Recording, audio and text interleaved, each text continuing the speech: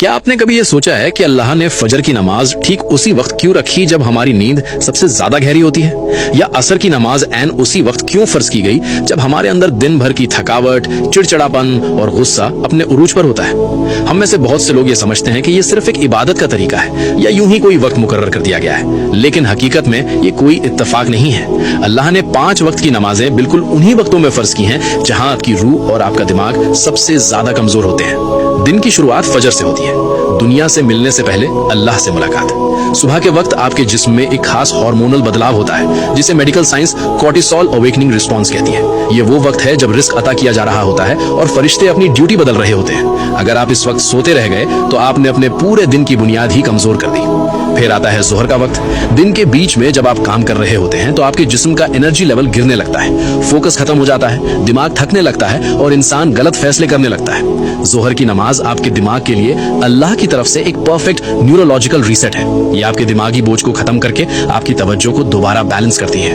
अब बात करते हैं असर की, जिसे जज्बाती कमजोरी का वक्त कहा गया है। शाम से पहले के इस वक्त में इंसान अक्सर गुस्से में होता है, दूसरों पर भड़ास निकालता है और सबसे ज्यादा गलतियां करता है। इसीलिए अल्लाह ने कुरान की सूरे अल असर में वक्त की कसम खाई है। असर की नमाज एक हिफाजती रुकावट है जो आपको जज्बाती तौर पर टूटने से बचाती है।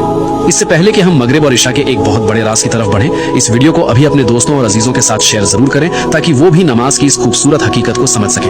मगरिब, बदलते हुए लम्हों का वक्त।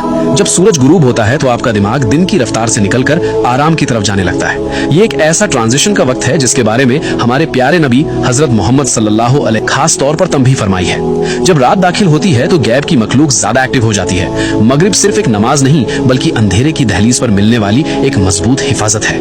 और आखिर में इशा, अंदर की दुनिया की हिफाजत। जब अंधेरा छा जाता है तो इंसान के अंदर ओवर थिंकिंग बढ़ने लगती है, दिल पर एक अजीब सा जज्बाती बोझ महसूस होता है। इस्लाम में नींद को एक छोटी मौत कहा गया है जहां आपकी रूह कब्ज की जाती है। इशा की नमाज गैब की दुनिया में दाखिल होने से पहले आपकी आखिरी हिफाजत है। याद रखिए, जब आप कोई नमाज छोड़ते हैं तो आप सिर्फ एक फर्ज नहीं छोड़ते बल्कि आप वो खास लम्हा खो देते हैं जो खालिक ने आपको संभालने और सुकून देने के लिए भेजा था। या अल्लाह हम सबको और हमारी नस्लों को 5 वक्त की नमाज कायम करने वाला बना दे।